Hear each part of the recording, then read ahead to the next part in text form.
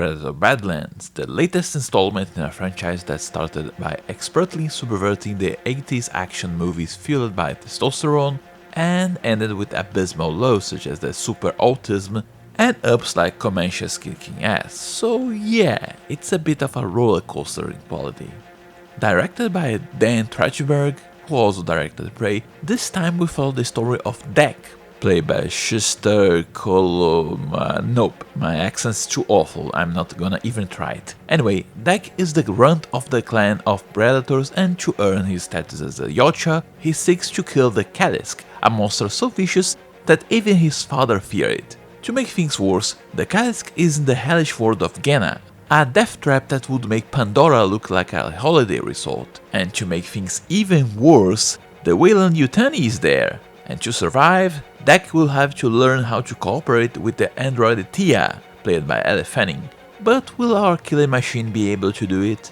In the visuals aspect, Trachtenberg already proved to be a competent director in his previous movie of the franchise, and here he is no different. He already breaks from most modern directors by having shots that take more than 3 seconds, paused conversations and a good tracking camera. He also has a good eye for photography and interestingly non-standard angles and shots, like the predator in focus behind his escape pod. And of course there are also the aerial shots of the exotic locales from this alien planet and more standard shots facing whoever is talking. Quite good, nothing superb, but quite better than a lot of modern movies. Design-wise, well, here we see the first bumps. Anything that was made by Weyland Yutani has a good design that screams functionality over aesthetics. Everything's square, slick, and I have to say that the loader mech was a good callback to Aliens, even if it was a tad dumb that it had no complete protection for the cockpit. Now, on the Yautja side, I didn't like the new additions. For example, our Yautja kid has a bow with a laser string. This is such a stupid concept that I expected to see only in parodies and video games. And the scimitar full of twists and curves made me think of one of those over-the-top fantasy overcompensating designs if it was mixed with Star Wars. Speaking of, there was an uncomfortable amount of stuff that was visibly taken from Star Wars, like the speeders and some scenes. I won't go into details of what's a handsome alien or not, but I can say that the CGI of Deck's face was a bit blur. It's expressive, yes, and I really like how it was synchronized well with their language, but it would have been better if it was a mix of practical effects and CGI like his body, instead of pure CGI like his face. It pops up especially when Deck's with Thea. The designs of the aliens of Genna also vary in quality, some are good and some others were a bit meh. The color palette is another highlight though. You have several different scenarios in the same planet, ranging from thick forests, grasslands, mountains and more, and each one has a distinctive tone and setting, contrasting with the Weyland Yutani base at the end, using blue and black for a sterile environment in contrast with all the green and brown. And in the acting, I gotta say the director surprised me. The action here is a notch better than in Prey, especially since Trachtenberg eschewed all modern conventions such as extreme shaky cameras and quick cuts. You can see everything that happens in every step of the action, with choreography knowing when to slow down, so the viewers can follow every movement and then speed things up to enhance intensity. There are also barely any lens flare. The slow-mo camera is reserved to finisher moves like a video game, as they should since it's the climax of the combat. The stunt work is also really good, with Schuster flailing about during the more intense scenes and selling very well that, even for a runt, Deck is a tough motherfucker. So we have good action scenes against CGI monstrosities and good practical fights against other actors in heavier, bulkier suits. Elle Fanning also is a good actress here, playing 2 different characters at the same time, but with completely different personalities. And about the action, if I had to criticize one thing, it would be that the start has a scene that feels downright ripped straight out from Revenge of the Sith. But that by itself isn't bad, it's how suddenly it cuts without explaining what happens. The movie itself also has a good pacing, knowing when to ramp the action and when to make things really intense, and then slow down so the viewer can catch their breath, when it's time for more intense drama and when it's time for a comedic break. Speaking of, the writing is where things basically fall apart badly. While it never reaches levels of autism is the next step in human evolution, Predator Badlands should be a straightforward action coming-of-age story about a hunter, well, hunting, yet it gets so loaded with Hollywood cliches that it crumbles down in a series of plot holes. I was willing to turn off my brain just to watch and have fun with my friends, but soon it became clear to all of us that this is the sort of script that uses tropes and cliches as shortcuts, not as tools. That because the plot structure itself is cliched as hell, with cheap relatable drama being used as its main drive to the point it stripped the story itself from anything unique. And such a vicious underdog infection that would make Rocky Balboa look like a normal working Joe. As in, this writing twists the story itself to fit the cliches and the drama, instead of having the drama being a result of actions and reactions made by sentient beings. Also, while there is a straightforward narrative, there is no internal logic and cohesion here. None. Soup has more cohesion than this movie's internal logic. And yes, I know I'm seeing a movie about an alien who bleeds glowstick fluid hunting CGI aliens with video game logic. But there are so many problems that my suspension of disbelief was obliterated harder than the bridge of the river Kauai. And for those who got this reference, remember to take your vitamins. As for the good of the script, and yeah, even if I'm about to dunk the writing lava, there are some good points here. The director was correct in using the Weyland Yutani, but not using the Xenomorphs. It allows the Yautja to be the protagonists in their own movie and focus attention to them. Even if I wasn't a fan of the overall insertion of a pet, I did chuckle at some of the attempts at comedy, and the world of Genna does feel as if it has its own little ecosystem, and why other Yautja would avoid the place. There was some love in designing these creatures and how they behaved, mimicking some of our own Earth creatures, which was a really nice touch. Now onto the bad side. Normally I separate the spoiler section to after the review is over, but sadly, here I can't talk about this movie's problems without basically tackling every single major plot point. So if you want to avoid the spoilers, skip to soundtrack. Still here? Okay. So the movie starts with Dak and his brother Quay training and delivering exposition. Dak's father believes him to be the runt, therefore Dak wants to seek something strong to hunt and prove him wrong, or die trying. Suddenly, their father shows up, claims that Dak is weak and commands Quay to kill him. Why? I mean, dude is already going on a suicidal mission already. Why hurry it? What, afraid of paying alimony? If Dak is such a hassle to keep around, why wasn't he killed before? Nothing is explained because this is just used as a cheap lever to make Dak the underdog, give him motivation and cheap drama with his brother Quay being killed as if he was a 90s woman to be shoved in a refrigerator. Except that Dak already has a pretty good motivation to go in this suicidal hunt. And things only go downhill from here. Poor Dak is attacked so hard by the underdog syndrome that when his ship reaches orbit, it immediately is peppered by asteroids and falls to its doom. Dak uses the ejection seat, which ends useless. It literally just puts a bubble on top, said bubble breaks, and he only survives falling from a stratosphere because physics in this movie is treated as a suggestion. And you know what's worse? The ship is still fine.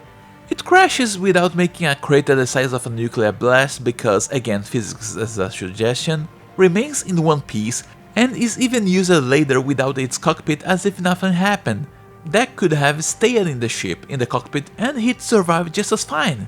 Because in the end, this whole sequence is just to separate him from his arsenal and make him an underdog. He only has some weapons, including the stupid laser bow, and immediately loses most of them to local fauna. Soon he finds Tia, and the second worst thing about this movie happens: the sudden need for a manic pixie drain girl sidekick, and thankfully not romantic sidekick, to counterbalance Dak's stoicness and silence. Thea is an android who is deeply emotive, who won't shut up and acts as if she was high as a kite every single second. Yes, I don't remember any of the Alien movies having androids being emotion driven. And the movie's reasoning for such happening is that being given emotions would make the work of a researcher more efficient? How? It's not explained, it's just used as a justification. Moving on, they find the comedic teen pet, and I genuinely wonder if the Predator franchise had been acquired by Disney. By the way, it has, which explains a lot, because these Badlands plots follow the same cookie recipe of a Disney flick like Zootopia. But wait! Tia's mission is in direct conflict with Dex, because he wants to kill the creature and Tia wants to research it. This would be a great opportunity for our protagonists to talk about their motives, like why Yautjas need to kill and what the hell Wayland Yutani wants to do with the creature. But of course, nothing comes from it except the third act conflict from Disney's cookie cutter recipe. And thus, to mend the relationship between our protagonists and avoid further conflict, the big bad becomes Tia's sister, Tessa, and everything else goes cliched as hell. Like I said before, there is no internal cohesion, and the plot just falls across holes with little to none justification. In one scene, Dak throws his swords against a charging creature, which slices clean through it as if the creature was made of butter. And that moment was balls to the walls awesome. Yet, literally some minutes later, Dak needs to make a huge amount of effort to slice, with the same sword, through an unarmored creature. Wayland Yutani androids can tank a full punch from Dak, and yet suddenly they can be destroyed by leg squeezes and torn apart like if they were made of paper by the comedic teen's pet. Just minutes later, Yautja attack, which other movies would deem something akin to a holy grail, is suddenly dismissed here by Tessa, who, for some god knows what reason, knows not only how to use Yautja weapons, plugging the shoulder cannon into her brain like a USB, but she also knows how to access hidden panels. Did this just read the script? It feels like it. And because she needs to be the last boss in a dramatic showdown, she is swallowed whole and explodes an ice grenade at point blank range and doesn't turn into confetti. There are several other problems, but I don't wanna make a review longer than the movie itself. Characterization follows the same logic. There are bundles of cliches turned characters disregarding the other movies and internal cohesion. For example, Dak is supposed to be the dreaded predator, but he acts like a warrior. He doesn't stalk prey, he doesn't learn its habits, he just openly challenges it like a barbarian so the movie can have a bombastic reveal. The sequence where he learns how to use the animals of the planet is admittedly cool, but it is immediately sapped by the Wayland Yutani androids dropping their IQ like bombs only to be caught in Dak's traps. So even if the action was well done, how the action happens and why it happens was so bad that it sours some of the scenes and the choreography.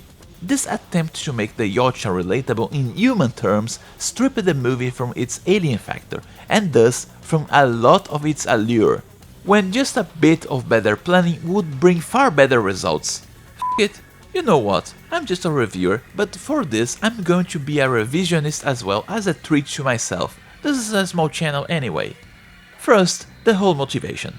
Instead of Dak's brother being there to be slaughtered by his father, I'd write that Dak's father is the one trying to raise him to be a proper Yautja even if he is a runt. His father is then challenged and killed in a duel against another patriarch from another family, and instead of immediately trying to kill our protagonist, our new foe simply tells Dak that he can challenge him only when Dak finishes his hunt and gets his trophy, but he doubts that a runt like him would succeed. Done! You kept the Yautja as an interesting alien culture with some relatable traits from Earth's culture, kept him as a runt with a chip on his shoulder, and didn't make anyone dumber. Dak goes to Ghana, lands safely, and the kicker is, he can still stalk his prey as much as he wants. But if he goes into the hunt itself, he needs to choose wisely his arsenal and can't go back to his ship unless the circumstances change. This way we have the fun of seeing the Yautja slowly going through his arsenal, the cool gadgets and the gory action without turning our protagonist into an underdog. But Dak is still green. His father was killed before he could teach him properly, thus the need for Tia.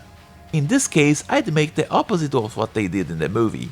Tia is the logical one in order to make that better contrast with Dak's emotion. Think about it. Honor codes may have their origin in logical choices, such as only samurai being able to use swords to keep tabs on the military might and prevent uprisings. But honor codes are by nature emotional. So Dak would explain to Tia why he just doesn't pilot his ships and explodes his target, while Tia contests the logic of his actions, making a fun report. No need to be robocode, she could just behave like a normal, calm and collected human being like the other movies. They discover their conflict interests, some good old needs of the many versus the needs of the few. Tia thinks that just killing the creature is stupid until she gets in touch with Mother and discovers that the Weyland Itiani intends to make it a weapon, which could clash against her own programming in some ways. The rest of the movie could roll out just similarly to what happened, with Dak knowing that if he goes back to his ship, Weyland Yutani will follow him, which will be far worse. Thus, he makes an arsenal of animals. Done! Honestly, after going ballistic on the writing, it's actually good to resurface from the anger and to see something nice. Predator Badlands does have a really good soundtrack, and the sound directing is also really good. Be the weird vibro heat sword cleaving through flesh, the clicks and roars of our Yautja protagonists, or human weapons firing, the already good sound design is followed suit accordingly with a deeper thump of the soundtrack akin to guttural growling, drums and even some guitar chords. Another interesting trait is that it is interceded with silence even during the action scenes, which makes it even more interesting and impacting to hear when it surfaces. It's a really good soundtrack. I don't see many movies nowadays doing the same style. The Yautja language full of clicks is also another interesting point, seemingly made by the disciple of the linguist who created the Na'vi language for Avatar. And as for the final thoughts, look, I can get why Predator fans liked this movie so much. It's literally the first movie in a franchise already riddled with some bad low points where we have a Yautja protagonist that wins. It actually has good choreography and a badass soundtrack, but the script, it shot simplicity down for the sake of Hollywood bloat. What frustrates me most is that they had the perfect recipe. Everything was clear, done and could have been awesome. A predator going through raw emotion, having to deal and bond with an android of pure logic, one side learning to eschew honor in favor of survival and the other learning that logic sometimes doesn't cut it, would be so good and simple. And it's not hard to make a good Predator movie. Just 1 hour of the Yautja killing monsters akin to Alien vs Predator 2, and it would have been fun. So unless you are a big fan of the franchise and are able to tolerate a lot of problems, steer clear from this movie.